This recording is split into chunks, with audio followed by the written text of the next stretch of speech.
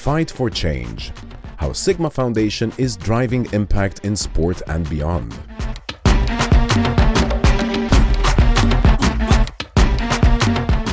Years ago, I visited Ethiopia for the first time, and I realized that my life as a pharmacist, it was okay, but was it great? It wasn't great. It was good, but I felt there was more contribution that could be made out of this life. It's short, so as we always say, we need to make it count. And for 15 years, we were based exclusively in Ethiopia, building school after school after school, on average 1 a year. And then Eman Police, the founder of SiGMA, he approached me with the prospect of forming the SiGMA Foundation. Now, I think the biggest chasm between pre and during SiGMA is strategy. Strategy is vital in life. And I learned this when I started operating under the veil of SiGMA. Before, it was traditional academia, school after school after school after. It was all useful. But when we started spreading our wings, we went from Ethiopia to Gozo, Malta's dependency, a sister island. We have the Philippines, we have Guatemala, Peru, Brazil, Colombia. We're spreading our wings. But you need to dance to the tune of that particular project within the bounds of the particular territory. So just to summarize the last 12 months, for example, last year we took a group of people, because that's what we do. We organize expeditions, we build teams, build kindred spirit, build fundraising platforms, build projects, and build lives. The 5 Bs. We took this group to Colombia, and we changed tack. It was no longer about academia over there. We had a surgical campaign where we strived to finance cleft lip and cleft palate operations. It's financially inaccessible for the everyday person on the street to be able to handle an €800 operation. So I took 28 people to the Lost City Trek in northern Colombia, and each person was obliged to pay. Obliged is a bit of a difficult and a hard word, but you get my drift. Every person in the house was duty-bound, if you will, to pay for one operation. And we managed 60. So all throughout the course of 2024, we vied from academia to surgery. Fast forward a year, this week, we just flew in from Guatemala 2 days ago, where we inaugurated an eye surgery theater. Once again, we broke away from academia. Flew into Brazil, and we inaugurated this amazing project, a sports empowerment project for the youths bordering one of the favelas. That was amazing. Thank you very much, Eman. It was his idea, him and Roberto Gallo. From here, 3 a.m., I fly to Peru to inaugurate the new annex to an existing hospital in Amazonian Peru. So once again, how do we determine what is chosen and how we go forward? I think it depends. It depends on which tune you dance to vis-a-vis who you're dealing with and where the inclination of the coordinators lie. So, for example, Roberto Gallo, the guy who's coordinating and training and taking care of everything here on the ground in Brazil, it's in his blood. He's got passion and he exudes it. I wasn't familiar with the guy, but someone very close to me, Eman, is his right-hand man. So, and he told me, Keith, I speak in his name. He is completely not trustworthy, because I trusted him from day one. But managing to carry this off in such close proximity, such a short period of time, to me was outstanding. And I told him this under the unveiling, and I will forever hold him in the best of regard. So, vis-a-vis Brazil, we knew from day one we couldn't entrust traditional academia to these kids going forward. It wouldn't fly. So what did we do? We sidetracked a bit, and we said, this, if we had to go for combat sports and introduce a level of academia, that would be the best possible combination. So what we did was we introduced them to this project, the one that we just inaugurated. Combat sports, Muay Thai, MMA, boxing, self-defense, there are loads of disciplines. But at the same time, these kids are duty-bound to sit down and learn. Not traditional academia, but how to manage social platforms, for example, how to manage money matters. You know, we've seen so many sports people coming from a very impoverished background who have no knowledge of how to allocate their funds. They retire within a few years of retirement, their life is over. They're on the street and they're financially embezzled. So this runs hand in hand, adjunctive to all the sports that are being brought in by Roberto Gallo and team. So at this point, is there any question that I can answer from you guys? Anything? Charity in general, because I'm going to be coming and going, Brazil and Peru and Colombia. But if there's anything that you would like to ask, go ahead.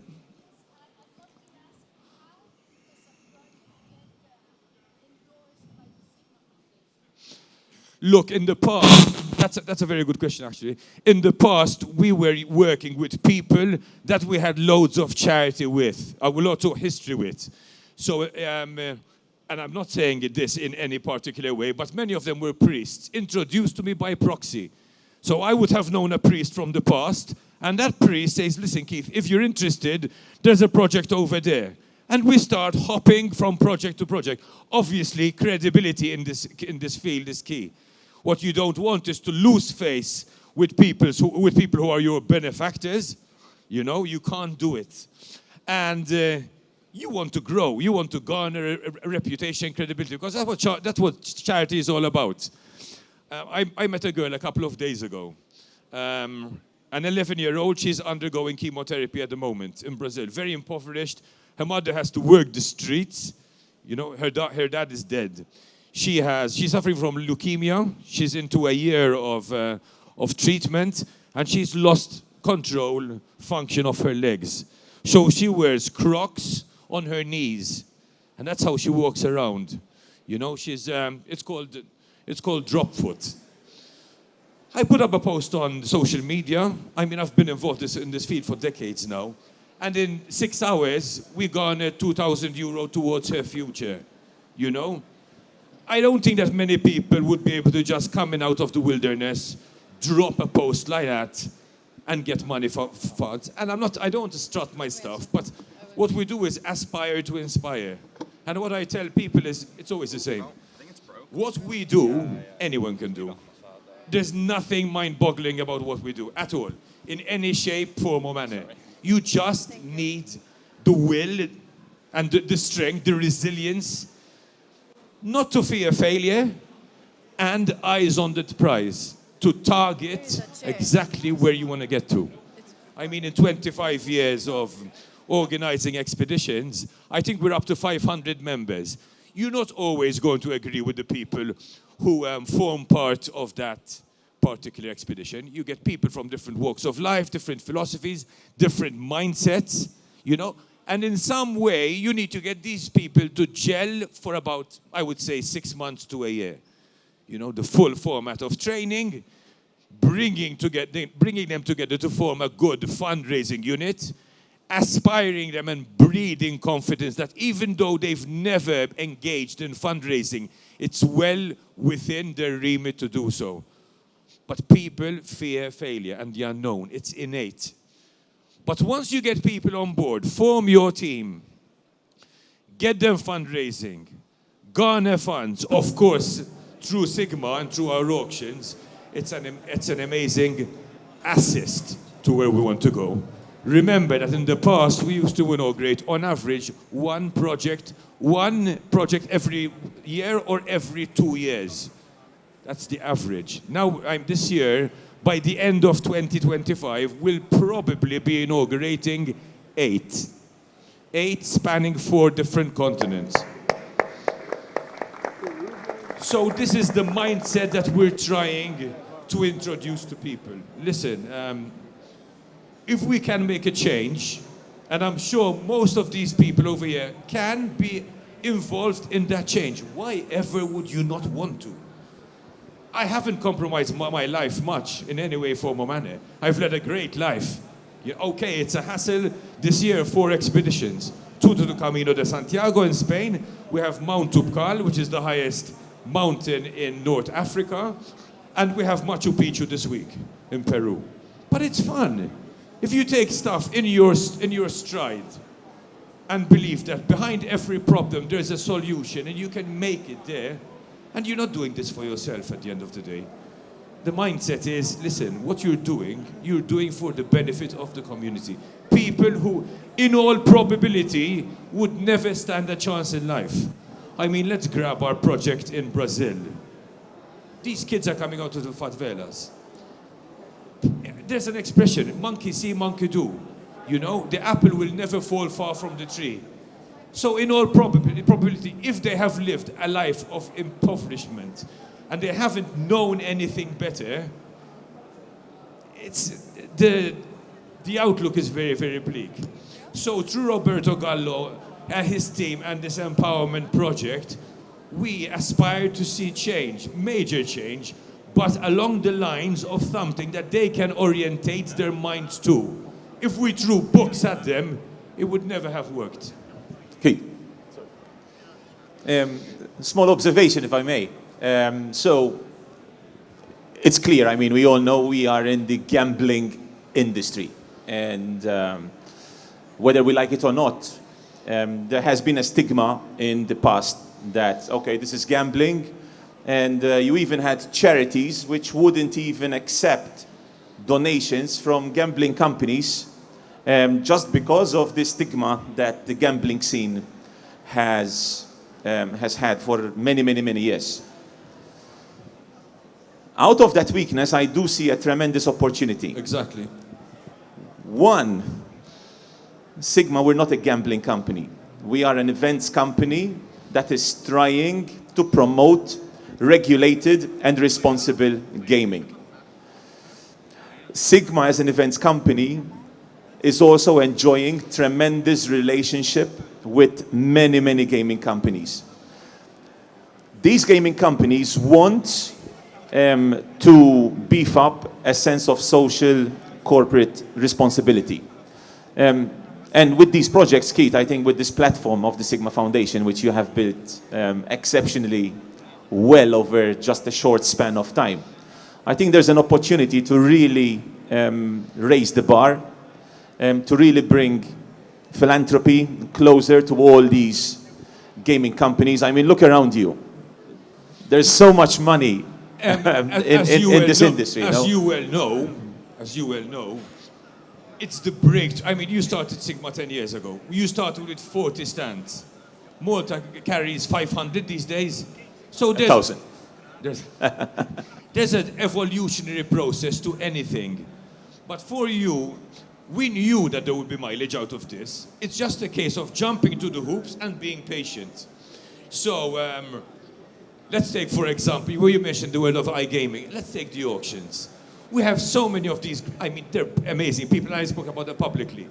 People like Match Liquidity, rain or shine, hell or high water, they're always bidding. Yesterday there was a chap at BiS. He bid and he outbid on 4 of 6 exhibits. You know, and he said, I don't really understand Portuguese, but I could make out what he was trying to say. He said, listen guys, we're all millionaires in here, you know? So put your best foot forward. If not your best foot forward, put a foot forward for a charity which makes sense. You know, I believe that in the last 5 years we've garnered credibility. You know, I mean, historically we're doing very well. The auctions are up and coming. I mean, Malta Week, for example, we raised 250,000 in 24 hours. You know, and it's coming. Things are happening. Now we also started getting branding through our kits.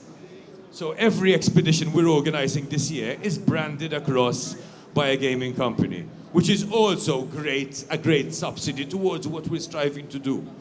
Obviously, we are bottlenecked because we can't. I mean, we can expand, but there's always somewhat of a bottleneck with regard to the future vis-a-vis funding.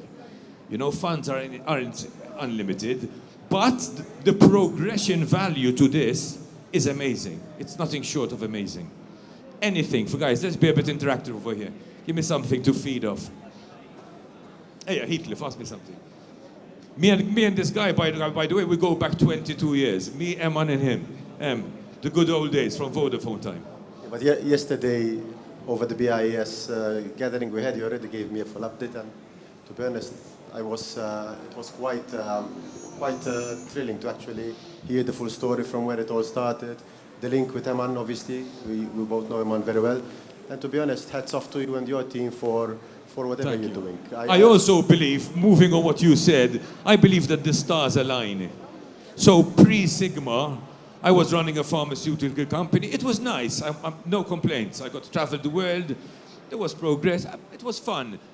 But it didn't come anywhere close to the level of satisfaction I get running this foundation. And as I was saying a couple of days ago, the SiGMA Foundation is not me, and it's not Eman. It's everyone who is willing to put that foot forward, just to be involved in the amelioration and betterment of human life, especially with the kids that we serve. That's our ethos, our mantra, our credo. And moving forward, we always hold this in our heart, And I tell people that we deal with, imagine, expedition member, we don't always get on. I said, listen, you don't need to like me. It's okay if we don't like each other, as long as we fight the fight along the same lines. When the situation starts going out of focus because our personal relationship is affecting the SiGMA Foundation and the contributory effect towards it, that's when problems set in. So we need to be together as one, going forward with the same alineation on the aim of where we want to get to. Questions? Maxine. Look, Maxine. So Maxine is, besides being an amazing person, but she's also joining us for Mount Tubkal in Morocco in a few weeks' time. I'm sure you're really looking forward to that. And another thing is, we went from organizing Kilimanjaro, 13 expeditions up the highest freestanding mountain on the planet. But it was a means to an end. Am I a mountaineer? Well, I've been up a few mountains, but it's not my holy grail. Just like scuba diving wasn't. I did it for 10 years. But it was an amazing platform to create kindred spirit, friendship, team building, fundraising, and eventually, back then, exclusively schools. In this day and age, things have changed. We've gone on to different, and we have Camino de Santiago. So we came home, Spain, 1 week, quick fix, cheap. So our reach, the level of just how attractive this is to the general populace, is upped with regards to Kilimanjaro. Imagine comparing, taking a group of people to Spain for a week, costing €800, versus taking a similar number of people to Tanzania for 3 weeks, costing €4,000, and the training involved in 21,000 feet of mountain. But the amount raised was very, very similar. And we can double it over. So 2 Caminos per year, April and September, we double up on the funds raised, and we ease off on their hassle, and especially on mine, because I need to train them all.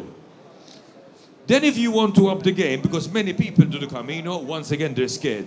The unknown. Oh my God, can I walk 120 kilometers in 5 days? Of course you can.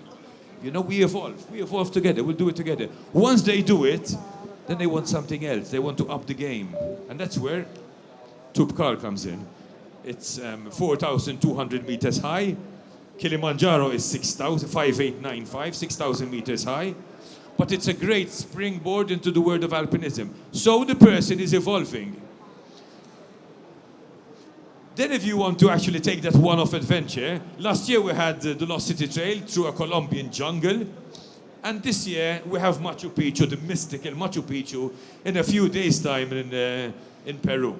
So things evolve, but as long as the evolution is backed up by fundraising and the betterment of human life, that's all that counts for me. We make it count. Thank you very much for your time, and let's all be involved in the SiGMA Foundation.